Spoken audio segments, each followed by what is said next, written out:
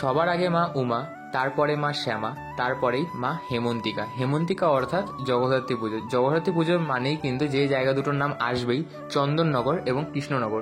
আজকের ভিডিওটা কিন্তু হতে চলেছে কৃষ্ণনগরকে নিয়ে। কৃষ্ণনগরের কোথায় কি থিম হচ্ছে, কি আকর্ষণ রয়েছে আমাদের সকল দর্শনার্থীদের জন্য, এবং সেই সাথে তো কৃষ্ণনগরের বিখ্যাত বুড়িমা রয়েছেই।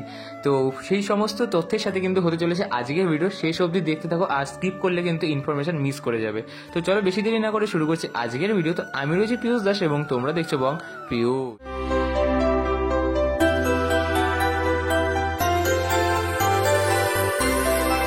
তো সর্বপ্রথম যে নামটা উঠে আসছে সেটা হচ্ছে কৃষ্ণনগর প্রভাত সংঘ, যার এই বছরের উপস্থাপনা কিন্তু রয়েছে হায়দ্রাবাদের কোকাপেট ইসকন হরেকৃষ্ণ হেরিটেজ মন্দির। তারপরেই আসছে নগেন্দ্রপুর যুবগোষ্ঠী। এবার কিন্তু আরও বড় কিছু স্বর্ণবেণী থাকছে সোনাঝুরির হাট শান্তিনিকেতনের এই পূজা মণ্ডপে।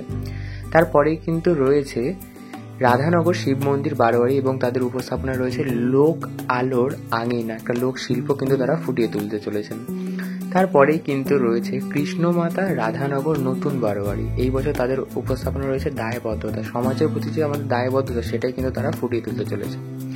তারপরে কিন্তু রয়েছে মানিকপাড়া বারোয়ারি, মা রুদ্রাণী নামে যাদেরকে আমরা চিনে থাকি। পায়ে পায়ে এবার বাজ ভক্তের কাঁধে মায়ের নাচ।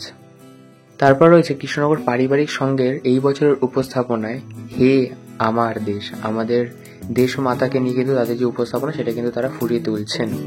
তারপরেই রয়েছে শক্তিনগর তরুণ সংঘ। এই বছর তাদের উপস্থাপনা রয়েছে পাগলা গারদ, একটা বেশ অভিনব ভাবনা কিন্তু তারা ফুটিয়ে তুলতে চলেছেন পুজো মণ্ডপের মধ্যে।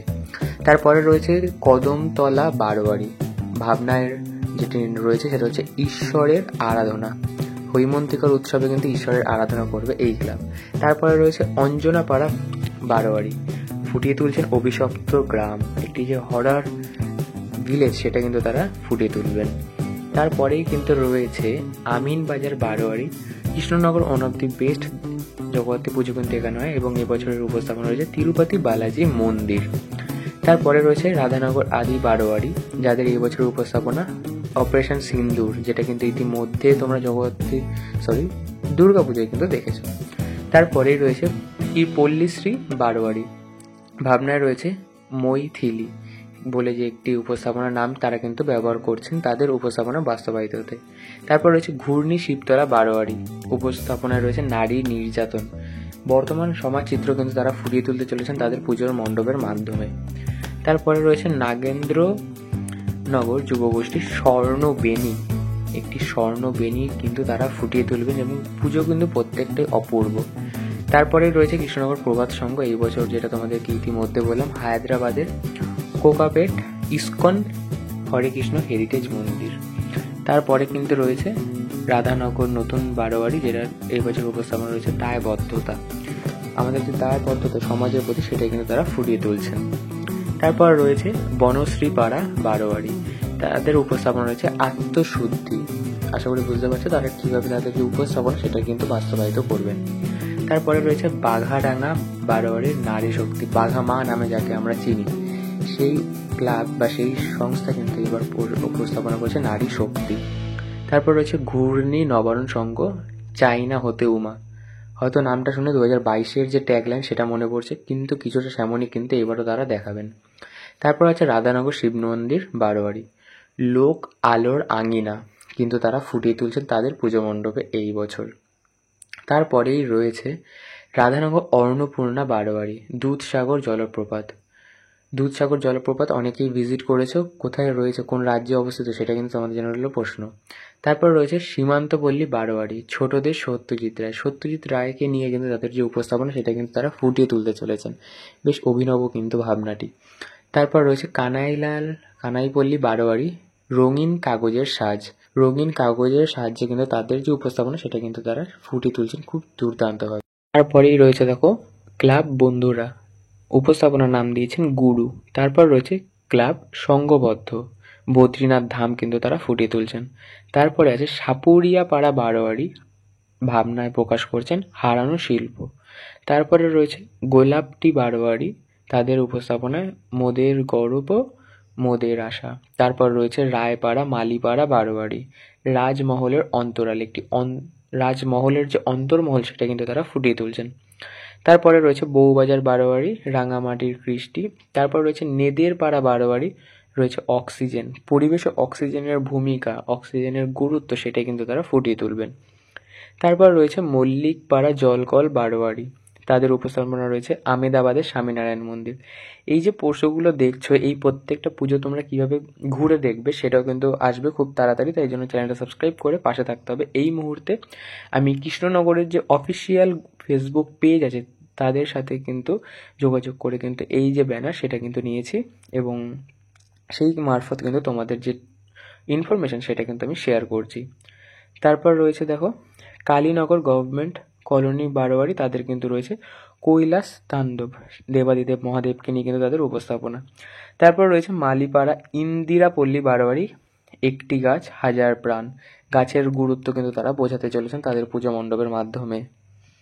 তারপরে রয়েছে চৌধুরীপাড়া বারোয়ারি, তাদের উপস্থাপনায় ক্যালিফোর্নিয়া লক্ষ্মী মন্দির। তারপর ক্লাব ভাই ভাই, বাংলা শিল্পের সাবেকিয়ানা, সাবেকিয়ানার যে একটি জগদ্ধাত্রী মা তাকে কিন্তু তারা ফুটিয়ে তুলবেন।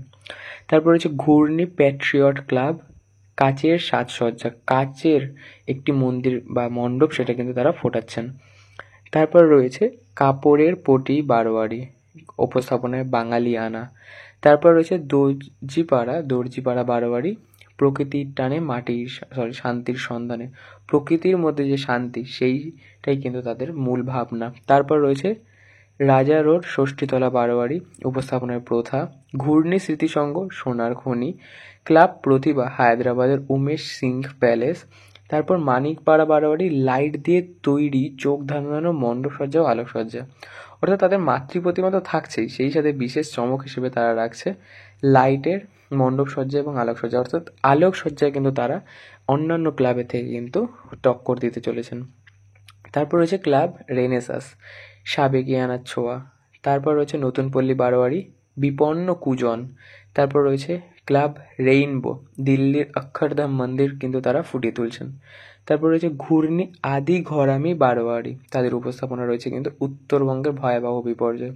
বেশ কিছুদিন আগেই উত্তরবঙ্গে ঘটে যাওয়া যে বিপর্যয়, প্রাকৃতিক বিপর্যয় যেটি হলো, সেটিকেই কিন্তু তারা তাদের পুজো মণ্ডপে কিন্তু ফুটিয়ে তুলবেন। এবার হয়তো সেই যে একটি পরিস্থিতি সেটাকে হয়তো কিছুটা ফুটিয়ে তুললেও কিন্তু সেটার যে মূল কারণ কেন হচ্ছে এই এত প্রাকৃতিক দুর্যোগ এখন ঘন ঘন, সেই নিয়েই কিন্তু তারা একটি সচেতনমূলক বার্তা দিতে চলেছেন তার দর্শনার্থীদের উদ্দেশ্যে।